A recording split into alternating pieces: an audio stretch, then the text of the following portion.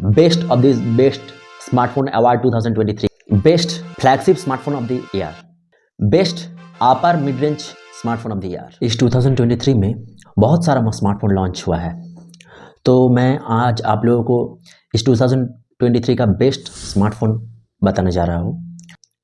ये सारे स्मार्टफोन मैंने खुद टेस्ट किया है, कुछ मैंने खुद से ख़रीदा है और कुछ जान पहचान वालों से लेकर मैंने टेस्ट करने के बाद ही आप लोगों को मैं बताऊंगा। और कुछ शायद मैं नहीं टेस्ट कर पा रहा हूँ क्योंकि मेरा उतना बजट नहीं है शायद, तो मैं आप लोगों को वो भी बताऊंगा कि मैं कहाँ से उस स्मार्टफोन के बारे में जाना है। और मैं आप लोगों को best of the best smartphone of the year 2023 ये भी मैं बताऊंगा। तो वो जानने के लिए वीडियो के एंड तक जुड़े रहिए। नमस्ते दोस्तों, आपको स्वागत है मेरे चैनल टेक बुद्धिजीवी पर। तो चलिए आज जान लेते हैं best smartphone of the year कौन सा है। Smartphone of the year award देने के लिए मैं कैटेगरी में ये डिवाइड कर दिया हूँ। कुछ कैटेगरी के बेसिस पे मैं ये अवार्ड दे रहा हूँ और क्यों मैं उस स्मार्टफोन को ये अवार्ड दे रहा हूँ ये भी मैं आप लोगों को आज बताऊँगा। पहला category best budget smartphone of the year. Budget smartphone के मतलब है 15,000 के नीचे वाले स्मार्टफोन। 10 से 15,000 के बजट में जो स्मार्टफोन आता है उसको बजट स्मार्टफोन के कैटेगरी में रखा जाता है। तो इसमें मैंने बहुत सारे स्मार्टफोन के बाद मैंने एक ही स्मार्टफोन चुना है, Vivo T2X 5G, क्योंकि ये स्मार्टफोन बहुत अच्छा कैमरा लेकर आता है और इसका जो डिज़ाइन है ये भी मुझे बहुत अच्छा लगा और इसका बैक और फ्रंट कैमरा दोनों ही अच्छा है और इसका जो स्पीकर आउटपुट है ये भी ठीक ठाक है और इस बजट में मिलने वाला बेस्ट कैमरा स्मार्टफोन भी हम लोग इसको कह सकते हैं। और इसमें जो प्रोसेसर दिया हुआ है ये भी ठीक ठाक और इसका प्राइस भी सेल के टाइम 10,000 के आसपास आ जाता है।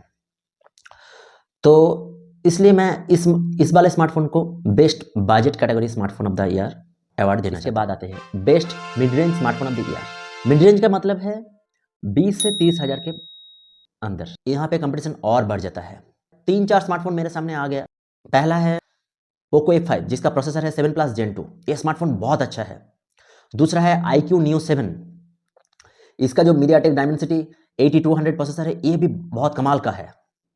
और तीसरा है मोटो एज 40, ये भी एक कमाल का स्मार्टफोन है और इसमें curve display, IP68 rating, leather back panel सब मिला के ये स्मार्टफोन बहुत अच्छा है। मोटो एज 40 शायद ये mid smartphone of the year award जीत जाता, लेकिन मैंने बहुत रिसर्च के बाद ये अवार्ड देना चाहता हूँ OnePlus Nord C3 को, क्योंकि पहला बात यह है मोटो एज 40 की बैटरी बैकअप बहुत ख़राब है और मोटो एज 40 का कैमरा क्वालिटी उतना स्टैंडर्ड नहीं है। इसमें थोड़ा सा बूस्टेड कलर मिलता है और OnePlus Nord C3 का पिक करने के बहुत सारे कारण हैं। पहला बात OnePlus का जो ब्रांडिंग, दूसरा है उसका कैमरा। उसमें जो कैमरा दिया हुआ है ये सोनी का IMX890 सेंसर, ये एक फ्लैगशिप सेंसर है।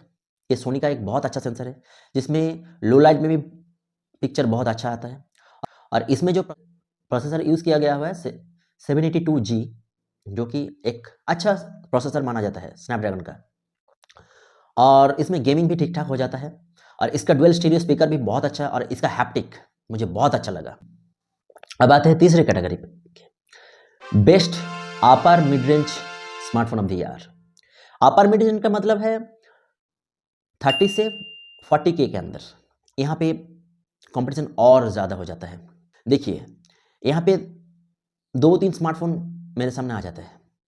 एक है OnePlus 11R, दूसरा है Nothing Phone 2 और तीसरा है iQOO Neo 7 Pro।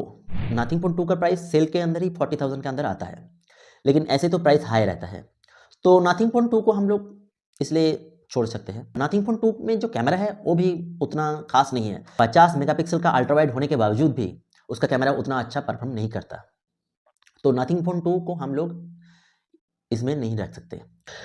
iQOO Neo 7 Pro और OnePlus 11R दोनों में ही जो प्रोसेसर है 8 Plus Gen 1 प्रोसेसर है। iQOO Neo 7 Pro का जो मेन कैमरा है ये कमाल का है।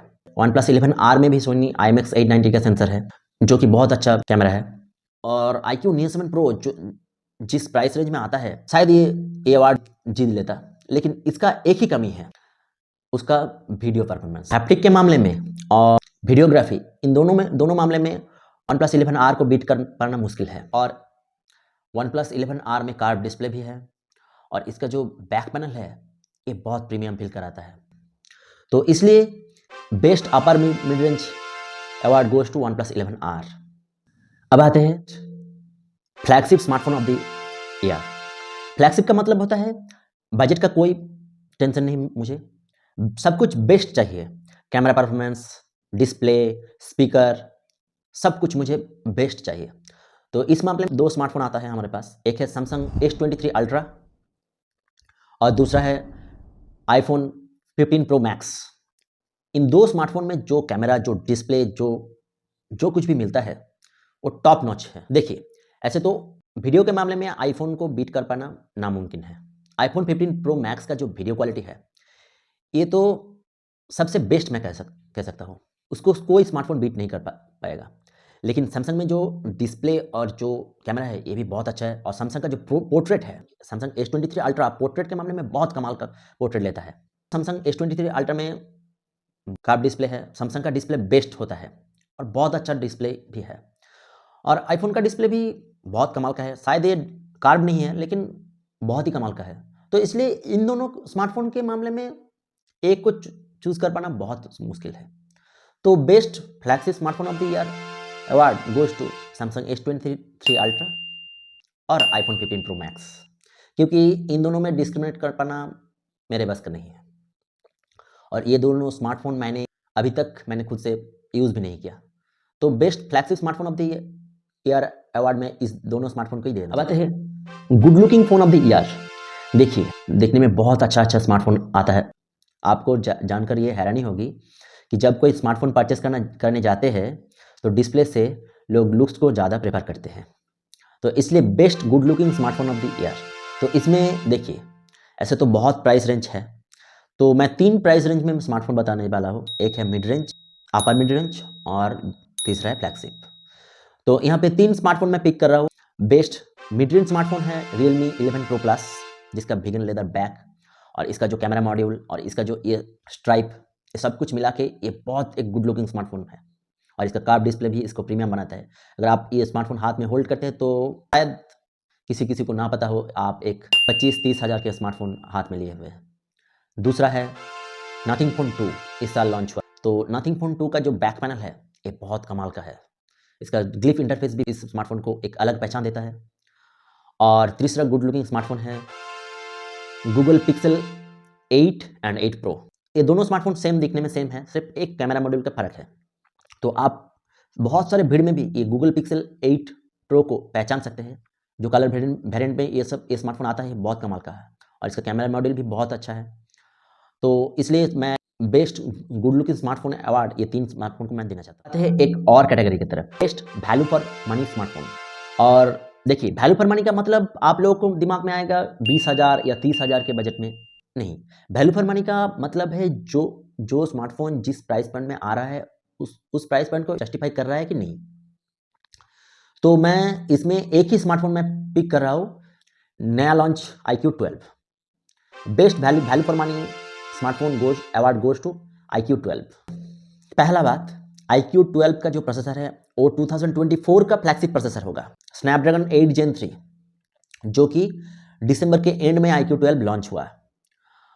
दूसरा, iQOO 12 में जो कैमरा दिया हुआ है ये कैमरा 1 लाख के फ़ोन में भी है, तो ये कैमरा क्वालिटी 50,000 में आपको मिल जाएगा। और तीसरा बात ये है, इसमें आप बेस्ट क्वालिटी का टॉप नॉच गेमिंग कर सकते हैं।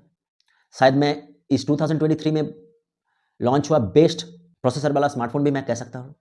तो 50,000 के बजट में iQOO 12 सबसे बेस्ट ऑप्शन है। आपको जो चाहिए सब कुछ मिल जाएगा iQOO 12 के अंदर। इसमें टेलीफोटो लेंस है, कमाल का अल्ट्रा वाइड भी है और 8K वीडियोग्राफी भी आप कर सकते हैं इसके बैक कैमरा से। लेकिन iQOO 12 का एक ही ड्रॉबैक है, वो है इसका फ्रंट कैमरा, जो कि फ्रंट कैमरा तो अच्छा फोटो ले लेता है लेकिन लो लाइट परफॉर्मेंस उतना अच्छा नहीं है। और इसका फ्रंट कैमरा वीडियोग्राफी के मामले में भी ठीक ठाक परफॉर्म नहीं करता। लेकिन 50,000 में मिलने वाला ये शायद बेस्ट स्मार्टफोन होगा। तो इसलिए मैं value for money smartphone iQOO 12 को देना चाहता हूँ। अब आते हैं best of this best smartphone award 2023 की तरफ। देखिए, यहाँ पे बहुत सारा स्मार्टफोन मैंने आप लोगों को बताया, लेकिन 2 फ्लैगशिप स्मार्टफोन मैंने जो लिया है आईफोन 15 प्रो मैक्स और सैमसंग S23 अल्ट्रा, ये दोनों स्मार्टफोन ही ये best of the best award के दावेदार है। ये दोनों स्मार्टफोन के बारे में कुछ बताने का ज़रूरत नहीं है आप लोगों को। ये दोनों स्मार्टफोन में सब कुछ टॉप नॉच है, परफॉर्मेंस भी टॉप नॉच है और सब कुछ टॉप नॉच है। लेकिन आईफोन 15 प्रो मैक्स का प्राइस है 1,60,000। सैमसंग S23 अल्ट्रा का प्राइस है अभी के टाइम में 1,30,000। लेकिन सेल के टाइम कभी कभी सैमसंग S23 अल्ट्रा का प्राइस 1 लाख के आसपास आ जाता है। और इसमें एक खास बात है, इसमें S पेन मिलता है।